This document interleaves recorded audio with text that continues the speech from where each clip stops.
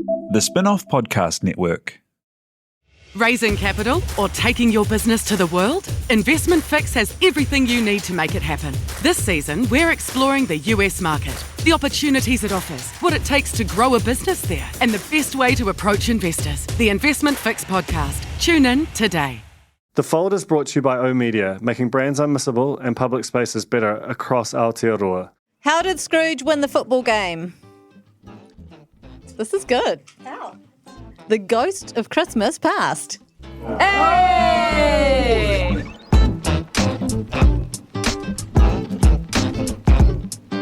No mai haere mai, tēnā koutou katoa. Welcome to SUPERPOD 2023, the annual gathering of the greatest and the best and the most handsome podcasters from across the Spinoff Podcast Network. We have chestnuts roasting on an open fire. We have Christmas crackers. We have Santa halfway down the chute. And let's go around and talk to each other a little bit, shall we, to say hello, first of all, around the circle. Everyone is dressed. For those of you who are listening, rather than watching this, we're all dressed in elaborate costume. With Sam right here next to me is dressed as Father Christmas. Annabelle is dressed as a massive bauble. Simon Pound is dressed as an emerging startup business. And Bernard Hickey is dressed as a housing market with a bit tacked on. Yeah. Unfortunately, Ben Thomas couldn't be with us today. He was a late scratch, owing to being a bit useless at organising himself. And we've empty-chaired him with a stool, with a road cone and a can of Mountain Dew. So we'll be thinking of you, Ben. Let's go around and just say hello, kia ora, good day, starting with you, Sam. Kia ora, Toby. How you doing today? You feeling merry? Yes, I'm very merry, thank you. Te Aihe Butler, how are you? Tēnā koe, Toby. Ka pai aho. Annabelle Lee Mather. Kia ora, morena. Nice to see you. Jane Yee. Kia ora. Merry Christmas. I probably should have said you should tell us what you do, but we'll do that next time we go around. Let's just pretend that this was the intention all along. Simon Pound. Morena. Merry Christmas. Nice to see you. Alex Casey. Hi, Toby. All the way from the South Island. Oh, it's very exciting. Do we get to do these crackers or is that for another Yeah, I don't round? know. I wondered about the crackers. I think sometimes it's one of those things that works better in the room than for the listener experience. But maybe people should just from time to time pull them when someone is going on a bit. And you just want to, and then read a joke. Sometimes the jokes are good. Sometimes, after about 3 or 4, it becomes a bit tiresome. I know this is probably a conversation we should have had before. No, I think it's good. Here we are. This should be what it's about. It's pre-production on the pod. That's what we do here. Hickey, nice to see you. Yeah. You good? I'm fantastic. You've come all the way from Waiheke Island. Yeah, it's great to see real people and people I haven't seen for a while. It's great. And this sort of working from home, remote working style, for 2 or 3 years, I basically haven't seen many people, so it's great to see other humans in the flesh. Amazing. Duncan Greive, you're also here. Well done. Morning, Toby. Yes, I am. I'm backing up from a Christmas party last night, so apologies in advance for my performance. Okay. What we thought we'd do this year is ask everybody to deliver us a word. It's very on fleek. Is that what they say? So the kids say that's probably word of the year 1995. There's mine gone. Pick that one out. But lots of people are doing more and more. There were words of the year. We talked about that on Gone by Lunchtime, and the Riz was the word of the year for, I think, Cambridge. Macmillan had authenticity, which was weird. The Economist, I think, had Chat GPT, which seems quite sort of unimaginative. Others had AI-related ones. Anyway, so given everyone's doing that, I thought we would do it too, for lack of an imagination to do anything original. So let's go round and give us a word of the year that may relate to your particular pod subject, may relate to your life, may relate to anything at all you like. Starting with Sam Robinson. Hi. You've been up all night working on a word. I've been panicking for several hours about what my word of the year will be, and I've come up with something pretty mediocre. I don't have a podcast, so it's kind of hard for me to I'm just a producer here at Spinoff Podcast. No, you have many podcasts. Oh yeah, I have all of the podcasts, like Infinity Stones. But my kind of area of expertise, I guess, is maybe pop music, and I think this year in pop music we saw a huge rise in a star in the making called Ice Spice, and my word of the year is munch. It's the year of the munch. Sorry, how did you get from Ice Spice to Munch? I suppose that's like a catchphrase. Oh, okay. It's like a catchphrase. A munch is someone who like is just obsessed with women. Like you will do anything. It's referring to munching. I'm not going to finish that sentence. Annabelle? Toby, I was hoping you're going to ask me how I was feeling this morning when you did the first round, but you didn't. And what I wanted to say is I'm seething with rage. Seething, because I'm the only member of the Gone By Lunchtime team who wasn't invited to the press gallery drinks. Oh, yeah. Ooh. Just putting that out there. You're all on notice. Yeah. My kupu is, because I'm more woke than no-dos nowadays, is pōtaka tō wene, which in Māori is a spinning top and describes how you feel when you're a bit dazed and confused and spun out by recent events, which I think probably most of Aotearoa is. Yes. Speaking of spinning tops, Sam, you skipped past the Aihe Butler, who... I'm hidden back here by design. You're not mic'd up. I do have a little mic. What's your word? My word for the year, which is, I think, appropriately building on Annabelle's kupu, is Polynesian. Polynesian, which I learned recently to be a portmanteau of colonised Polynesian. For example, Brian Tamaki, Winston Peters, David Seymour, Polynesians who are so thoroughly colonised and their mindset is so kind of munted by the New Zealand experience that they have they've forgotten their tipuna, they've forgotten their whakapapa. Amazing. Yeah. Love that. Thank Great you. word. Jane Yee. My word, I don't know what my Emperor word of the pod. I don't know what my word means. It's nothing to do with my podcast subject, which is generally pop culture and reality. I suppose it falls under pop culture. But it comes from my children and YouTube. And the word is skibidi. Skibidi. Could you spell that, please? Can I what? Spell it. Well, there's two different versions, one ending with a Y and one ending with an I, Okay, much like the Tonys of this world. SKIBBIDI/Y. Okay. Often followed by the word toilet, skibidi toilet or skibidi bop. And it's just a word I hear a lot. And I've Scatting. In every sense of the word. Wow. It sounds like someone just turned on a Spotify playlist. I've Googled like the good Gen Xer I am to try and figure out what it is. And there's no real consensus on what it means, but it's some sort of meme situation that the kids do. Full stop. Oh, okay. Yeah. Skibidi meme. Skibidi meme, yeah. It's a meme. Samuel's face right now, the listeners. It sounds like it came from like the 1930s. Yeah, I know what You know it, but what does it mean? Skibidi toilet is a Gen Alpha meme, so it's the generation after me. They're coming quick, guys. You better beware. I want to be gone by then. It's like a series of YouTube short videos about a toilet with a head in it that fights humanoid TV people and camera people. It's awful. It's nonsense. But What are what you does letting the your word... kids watch on the internet, Jane? Anything they bloody well like. Anything that stops them bothering me for snacks, basically. We still don't know what the word means, but, you know, we must move on or someone's going to crack a cracker. Amazing. Simon Pound.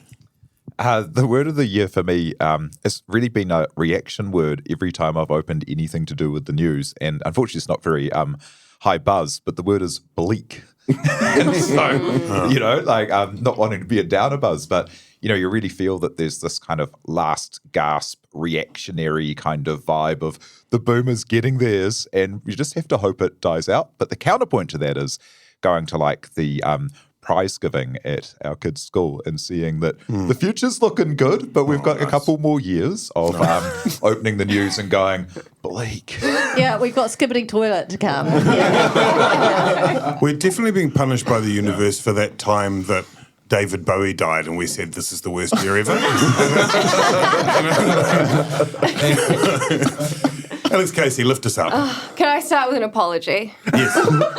This word is vulgar, and it might be two words. So just to background Is this, it you know, skibidi? Is it skibidi? it's adjacent. From the Real Pod, we spent the year discussing the big pop culture moments, the things that brought us together and hopefully made us laugh and gave us some levity. So my word is cumbox. One word. Sounds amazing. Thank you. One word. We did have a big style discussion at the Spinoff about how we were going to spell that, if we're going with the U or the O, and if it was one word or two. But shout out to Kanoa Lloyd for giving us like this amazing moment towards the end of the year when everything felt like hell.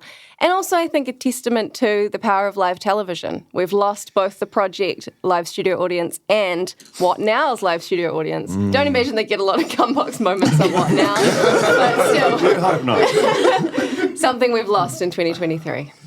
Thank you, Alex Casey. Bernard Hickey. Yeah, well, mine's a bit in tune with Bleak. Retreat.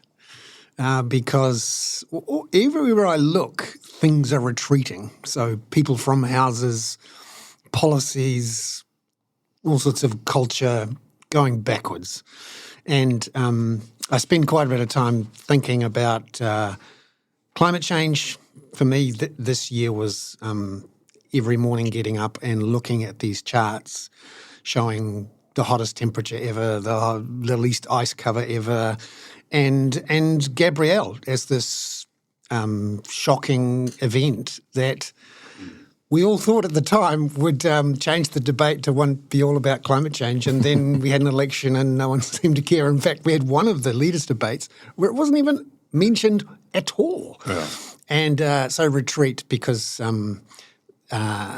just quietly, when I talk to all sorts of people in banking and insurance, they have hunted looks whenever I talk about retreat, and the phrase they often use is, I just want to retire first before everyone works it out.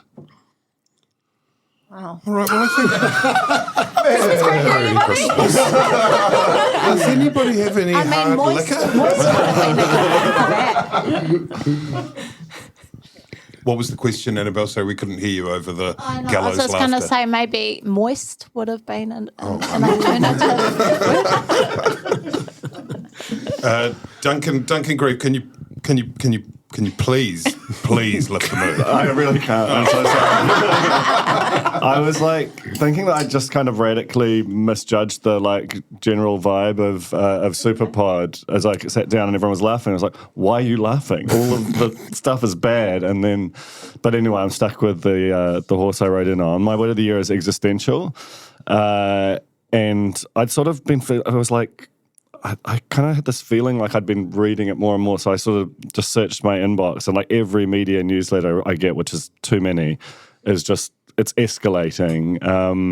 And it feels like there's the media, which is what I cover on The Fold, has been caught in this kind of pincer movement between the rise of generative AI on one side and the kind of the increasing hostility towards news of social media platforms on the other. And I just kind of keep having this thought rattle around in my head that anywhere which wants to try and figure out whether something's true before they publish it versus or wants to pay people to make a thing, how can you ever win in a battle against people who have zero cost of content and it doesn't matter whether it's true? And there's this quote that I just can't stop thinking about from this guy, Benedict Evans, who is like a former VC turned tech analyst and who's generally quite pro-technology, but he was writing about social media saying, it's worth asking whether a real-time feed of strangers posting things that might or might not be true was ever a really good idea.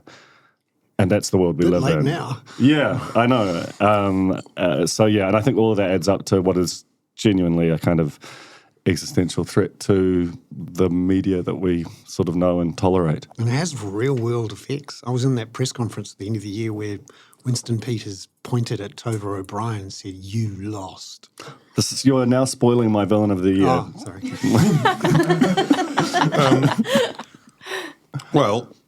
My word of the year is bonfire, because from a political standpoint, we had the year bookended by bonfires, if indeed they didn't meet in the middle in a way, because Chris Hipkins began the year saying, I'm going to chuck a whole lot of my government's program. And Christopher Luxon said, well, I'm going to chuck even more of your government's program. And that was in large part the kind of election year we had, which again isn't something to necessarily send the spirits soaring. I guess The only good thing is that sometimes you can toast a marshmallow on a bonfire, can't you? So if I'm looking desperately for something to lift us up, let's move swiftly then on, ladies and gentlemen, to heroes and villains. I think, what should we do? Should we do villains first? Otherwise, we're going to end in a very, as you say, existential mood. Duncan Greive, do you want to go first on this one? Can we have a villain? Can we do villains and then heroes? Is that all right? Is that allowed? Any objections? Good. So, as I just alluded to, Bernard picked up on it. Your villain is now Bernard. Yeah, that's true. That's a late. Winston Peters is a late scratch, and Bernard has valiantly stepped into the breach. He does go on a bit. Doesn't he? What about changing some of your newsletters and including like property of the week? You know, a lovely 3-beddy with a little pool, and maybe put some of your skills to positive use in that way. Yeah, no, millionaire of the week. That'd be too many to choose from, I think, from a property point of view. Duncan. So I mean, just it is connected to that sort of word of the year, in that you've got like a news media that's kind of quite fried. You know, we had it was kind of bookended by the collapse of Today FM at one end, and then the end of the project in a more controlled detonation at the other. And generally in this country, we try and think about not kicking the shit out of someone when they're down, and I think that Winston Peters coming in on day one with a "you lost" and calling the PIJF a bribe when you already have like basically an industry that's not feeling great and is economically pretty unviable. I heard that like basic broadcast, the net profit for the whole of broadcast television this year is zero, and you've got this sort of situation where a lot of people are mistrustful of the media, and you've got your deputy prime minister basically saying, you're the opposition, and you're just like, well, thanks. That's going to go great. I appreciate it. That's my Vil. Bernie. Villain of the year is also my hero of the year, but Adrian Orr, because he's only just, the bank has only just acknowledged that the decision to take off the loan-to-value ratio controls during the COVID lockdowns caused an explosion in house prices, which is 3 years too late. And also from the new government's point of view, he's the villain, and they would quite like to get rid of him, but they can't easily, and they're going to have to deal with him. And at some point, he's going to try to bring in a whole bunch of new controls next year, which could easily turn into a really big fight. And he's the villain, although as we come around again, I'll call him a hero as well. Stand by for that, folks. Alex. Okay, well, I was thinking about reality TV, and villain is a strong word for this. It's just a bugbear of mine of this year, is celebrities infiltrating reality formats that they don't have to. Like, we have Dancing with the Stars, we have Celebrity Treasure Island. We didn't need celebrities on The Traitors. I wish that had just been a pure New Zealand normie cast. Yeah. I feel like it really threw off the dynamic of the show, and I just wish we would back our people. You know, we don't always need Brooke Howard-Smith on the show to make it successful. You want normies? I want more normies. Like and I think, days. Yeah. fans versus faves. I would have just loved fans, I would just want to see. We've always worked on this thesis that reality TV is a great place to kind of show New Zealanders. Yes. And we've just had a run of a lot of the same people for quite a long time now. So that's my villain is a strong word, but I guess producers. Reality TV. So you need new stars, right? We need new stars. That's the thing. We're really scraping the barrel now. It just becomes round and round in circles, doesn't it? Yeah. So my hope for next year is that reality TV gets back to the normies. Okay. Yeah, good. Simon Pound. The villain for this year is anyone involved in rolling back the smoke-free idea. Absolutely bananas. Who could have guessed that would have been part of what the new government was bringing in and what you'd want to be doing there? And it's such a symbol of hope for the future being turned back for some short-term, really cynical, financially led but harmful to people things. And the fact that they could all stand up there with a straight face and say, yep, we're doing this. We're doing it for tax, so we can give landlords tax cuts. It's so far beyond the pale. It's unbelievable. Literally, we are going to kill thousands of people so that tax cuts can be delivered faster to landlords. And we're being upfront about it. Here's what we're doing. That's like pure villainy. And it reminds me of, I think Philip Morris got in trouble when they did a report for Romania or something saying you should allow unfettered smoking in your country because it'll kill people earlier and still have less of a pension obligation and less healthcare costs. And it came out and they got in big trouble for it. But yeah, when we're not able to raise our pension because of political things, they've just come round the back and like found a new way to lower our pension costs. Unbelievable.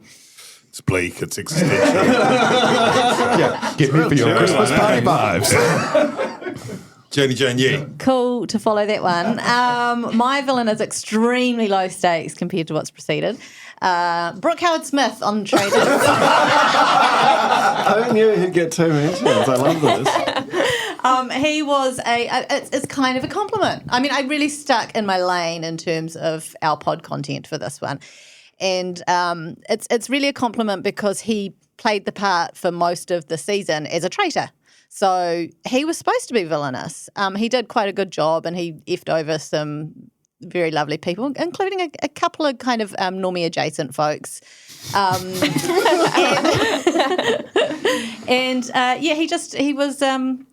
was a bit of a jerk sometimes, but you know, he was following the format, so I guess that's fine. But he was probably my least liked appearance on the telly, but without him, that show wouldn't have been as good. So a very watered down, low stakes villain from me. But just nice to be able to say Brooke Howard-Smith. Yeah. He subscribed to our Substack as well for a bit there, and as soon as he got booted out of the show, unsubscribed. Villain. There's so many villains, and I would hate to miss any out. So I'm going to go for a more generic approach and say that this year has been fucking awful for Indigenous people all around the world, but particularly in Palestine.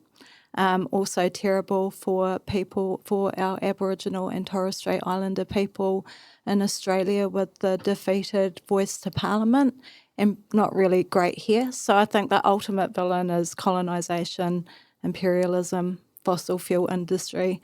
Special shout out to Benjamin Netanyahu and others. Thanks, Annabelle. Aihe.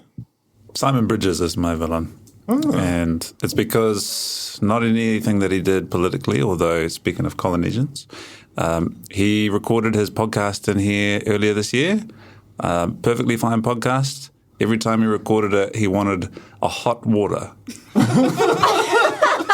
And I just think that's a villainous drink. That absolutely is. The only people who are allowed to order hot water are people in retirement homes. From staff. I'd like to also say pregnant women as well. Sometimes if they're wanting hot drink but not caffeine. No, not allowed. Okay. No. Toby's declining that request. Lady in the corner, shush. Simon Bridges is neither of those things. Simon Bridges. Great stuff, I hear. Sam. Hey, my villain, keeping on the pop music side of things, she didn't really, I don't think, really achieved villain status until about a week ago when she dropped her new album. My villain is Nicki Minaj. That album was god-awful, one of the worst things I've heard. It's not bad enough that her boyfriend's a weird felon creep, or that her cousin got inflated testicles from the COVID vaccine. That album really did it for me. It's filled with the worst samples, like Blondie's Heart of Glass, just sped up, and it's just her rapping over it. It's garbage. Controversial. Nah, Nicki fell off. Diva down. Agree. What a mixed bag. My villain of the year is Winston Peters and New Zealand First Party for going to that well where they made a decision to hollow down the well, which is actually a rabbit hole, and appeal to that group of people. I've always had mixed feelings about the kind of New Zealand First approach, insofar as I think sometimes it's been a useful valve in our MMP system to represent groups of people who aren't represented otherwise, and sometimes those things can turn into phenomena like Brexit or Trump or whatever if people don't feel represented. I think it's good for people to feel represented. I like that. But I also think there's a cynicism on the part of particular politicians, which And it made the difference because that 1 or 2%, which came across from the cooker parties, there was a deliberate decision to send it to Winston, and that got him over the line. Oh, yeah. And I think he's acknowledged that, as I've written a couple of times, the first interview he gave on the night of the election upstairs at Jukamabra Hotel was for Cameron Slater and Reality Check Radio, which is the Voices for Freedom. I was up at the hotel, and Cameron Slater felt like he was in the camp. Yeah. Like he was wandering around with him, kind of telling him which interviews to do in what order. Actually, he's my hero of the year, Cameron Slater. No, not this year. Maybe next year. The Fold is brought to you by O Media, making brands unmissable and public spaces better across Aotearoa, with over 4,000 out-of-home advertising sites nationwide across both street furniture and retail centres. I'm super grateful to O Media for enabling us to make unmissable connections with Kiwis. Skinny are helping you show how smart you are with the 1Q quiz, an all-new, super challenging and super quick daily quiz built by the Spinoff. Every Monday, Skinny are giving you the chance to prove you're smart with the Skinny Extra Credit question. Get it right, and you'll get the chance to score yourself some Skinny Extra mobile credit, so you can text, call, or even video call your group chat and gloat about how big your brain is. T's and C's apply. My hero of the year, because it's an election year, is Christopher Luxon, the National Party, for winning the election. 2 reasons. One is simply because when you look back at where they were at the last election, to pull things together and get into position to win, albeit imperfectly and not in a win as they might have, the form of win they might have liked. And the second reason is because they correctly predicted, Christopher Luxon, Chris Bishop and John Key and others correctly predicted that the 3-headed Hydra would be a nightmare, and that people should not vote for New Zealand First because it would be a disaster. They said this could be terrible. They warned everyone, and in a way they were right. So that's the 2 reasons there. My hero, Sam. I'm doing pop music again. Good for me. Best. I'm basing my villain in here off of like best and worst album of the year. So. Best album of the year for me was Caroline Polachek's Desire I Want to Turn Into You. It's just a wreck. Thank you, Duncan. Thank you, singular clap in the room that he's now visibly regretting on his face. No, I'm thrilled. Really good album. Great album. Oh, okay. Bunny was a Bunny is a rider. Bunny is a rider, that's what it is. Yeah. I like a rider. So yeah, Caroline actually just performed last week in Australia, so she's kind of my villain for not coming here. Yeah, for not jumping the ditch. My villain is also my bank account for not allowing me to jump the ditch to go see Caroline. You've already done a bunch of villains. You're on heroes. Yeah, I've got a lot of hate in my heart to give, Toby. I hear Heroes? Villains? Heroes. There was a wahine came in earlier this year named Kelsey Waghorn, who was one of the surviving tour guides from Whakaari White Island. And I recorded an interview with her on a partner podcast. And she was amazing. She was on the documentary on Netflix. She's my hero for the year. It was fucking crazy. Kia ora. Annabelle. At the risk of sounding annoying, I'm going to say the health workers in Gaza would be my picks for absolute, like, true heroism, those guys. And then my second choice, obviously, would be Brooke Howard-Smith.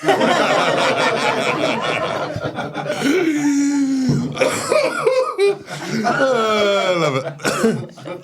Skibidi Jane. Skibidi Jane.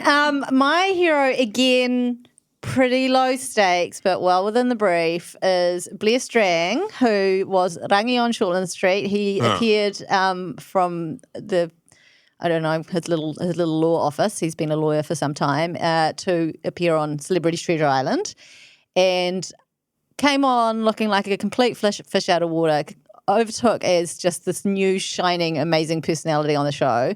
But the best part is he played a power move that I think no one else on the cast would have played, and that was there was a challenge where two of the cast members had a really awful endurance elimination challenge, and Jordan Vandermeer lost. He was he was causing a bit of tension in his team. He had been the captain, but no one really wanted to see anyone go at the end of their elimination. And they had a mercy card. Their team had a mercy card, which was played by then captain Eli Matthewson. He played it so that Jordan could remain in the game, and then Blair Strang stood up and played a block.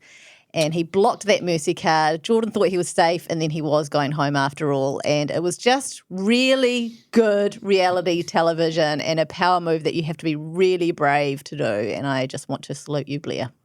Plus, Blair Strang's a bit of a zaddy. He's a zaddy. Oh, that would have been a great word of the year, actually. Zaddy was a word that they used a lot on Treasure Island this year to describe Blair Strang.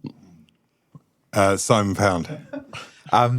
I saw a thing that Donald Glover said in an interview this year that was he went back to a farm and tried to fix up this little farm because he was feeling so overwhelmed with the world and everything was awful.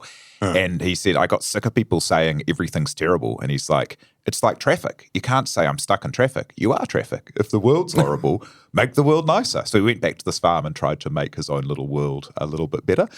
And that really stuck with me this year and just thought about that heaps. And so, my hero of the year are all the people who in business or in life or in community or in schools, are making the world a little bit better, because it's easy to get overwhelmed with kind of general awfulness.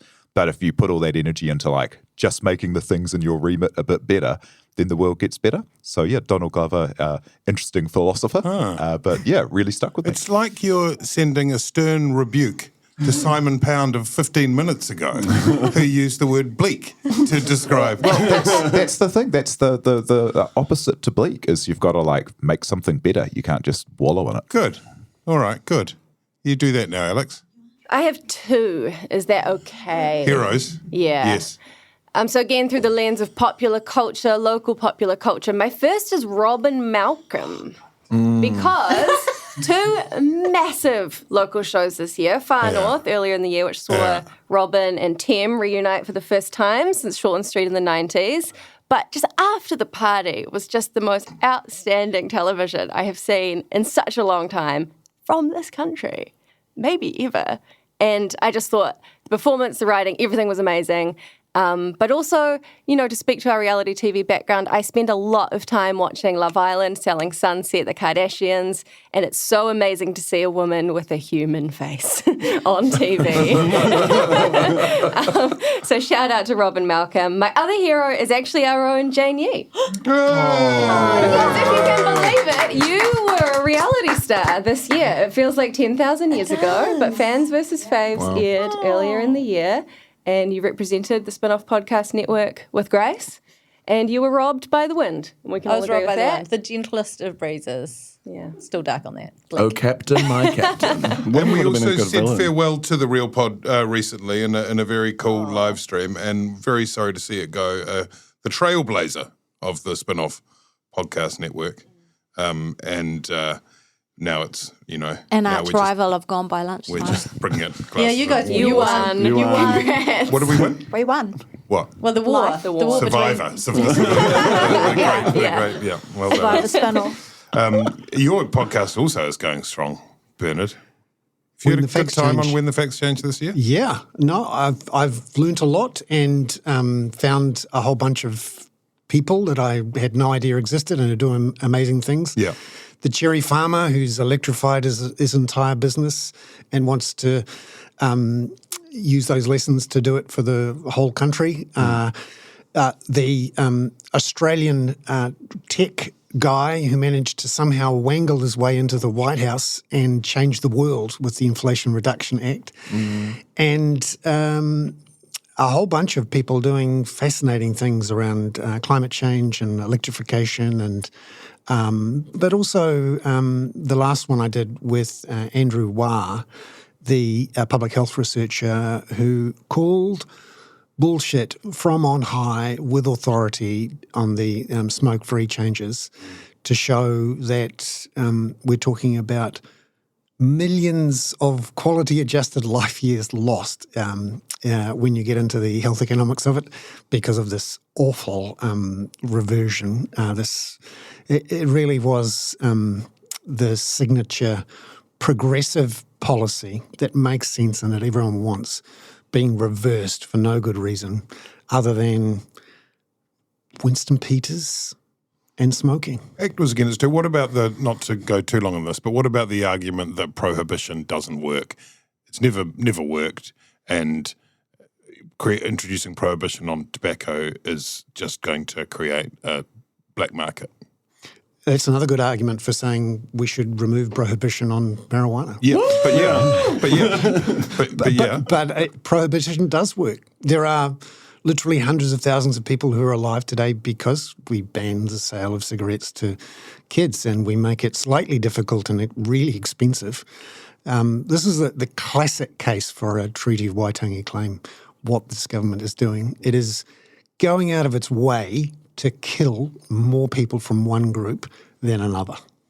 Sorry, that wasn't a lot of fun, was it? You had a hero? No, I led you down that. I led you down that path. Yeah. Or was Mr. Wah, up the Wah, Andrew Wah. Yeah. Or is that your hero? Or is it no. My hero was also my villain, which is Adrian Orr. Oh, that's right. Because he is in a monetary and prudential policy sense giving the middle finger to the new government and doing it in their backyard by making the Reserve Bank te putia mātua and saying out loud his major challenge is climate change and that it's the thing he and the bank should focus on when the new government is saying this is woke bullshit and all he should do is focus on inflation. And he's going back at them and saying, no, and here's why. And I'm staying in this job for the next 4 years. You'll have to lever me out with a crowbar. And that's sort of fun to watch. That promises something entertaining in 2024. And Duncan Greive, did you have your thunder stolen for Bailiff's case? I did, yeah, I did. But I can sort of or you're in lockstep. Okay. Yeah, I mean, I thought After the Party was extraordinary, and it sort of recalled to me in 2016. I wrote a really, really profoundly bad review of I think an awful show called Filthy Rich, and a bunch of TV writers got in touch with me, and one of them said this quote, which has sort of stuck with me about why New Zealand dramas were quite profoundly mediocre for a while, and you'd go to the commissioner and you'd pitch them your awesome show, and they'd sort of say, and they use this metaphor of a size 9 brown shoe, and because that's what they were looking for. And they're like, actually, that's crazy. I actually happen to have been working on a size 9 brown shoe, and you'd just whip out your show and you'd make the show that they wanted. And we were always told for years that New Zealand needed broad shows that were sort of appealing to everyone but kind of not appealing to anyone at the same time. And After the Party, which is a show about a maybe paedophile being sort of chased by... No spoilers, I'm up to episode 3. His kind of almost crazed ex. And it's really, really massively uncomfortable. And it's a hit. Like, its ratings were climbing in an era where ratings are just constantly declining. And you could just imagine it playing all over the world and being like, a massively acclaimed show everywhere next year. And that's just awesome. So my heroes are Robin Malcolm and Diane Taylor for just willing that thing into being. And TVNZ, International Film Commission, everyone who kind of took a deep breath and said, we're going to do this, because that shit's not easy. I have a sort of association by household to that show, and it is worth, when something really good comes along, saying it over and over again, which Spinoff has, I think, which is great. But because all those things you say are true, that it's really hard to make the argument to do something that's nuanced and interesting and adult, has a middle-aged woman lead. It's just, I've run to episode 3, as I say. What the hell, Toby? It's the end of episode 3, so that's halfway. And it's all good. Like Peter Salmon's direction is It's incredible, yeah. Performances across the board are excellent. I mean, Peter Mullen is kind of amazing. Robert Malcolm is obviously unbelievably good. They're just all good. And the right, it's just, I don't know, you sort of think, wow, we've arrived somewhere with that, don't we? Anyway, that's fantastic. It's a very good note to end on. Do we have anything else that people would like to say using words from their mouths about next year, about anything? I feel as though I am looking around for a way to outro this podcast. Annabelle. Kia manawa titi tātou. You know, endurance, resilience, tough times ahead, but these things can divide us or actually unite us and make us stronger as a country. And I think in Te Ao Māori, we're already seeing a more united front to confronting some of the challenges that are ahead. So kia manawa titi tātou. Thank you so much, Annabelle. It's a privilege to be on a podcast with you, and it's just lovely to be in the room with all these fantastically interesting, charming, insightful, and spirited people. Thank you very much. Happy New Year. Merikere me te. We'll be back in 12 months, I guess. Very slow core podcast. Let's do the crackers. Let's open the crackers. Let's have the noise, the sound effect. Oh, yeah. That really summed up the year, Toby. You don't come up with it often, do you? Here we go. Hey. Wow. Wow. What do we got? Explosives at work. Yeah. Oh, you can smell it. Oh, no.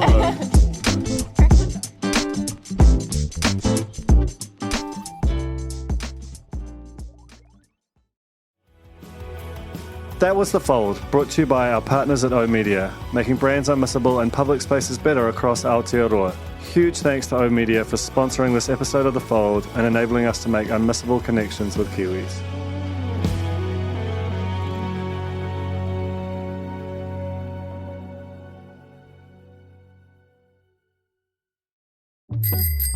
Ready to rediscover the joys of cycling?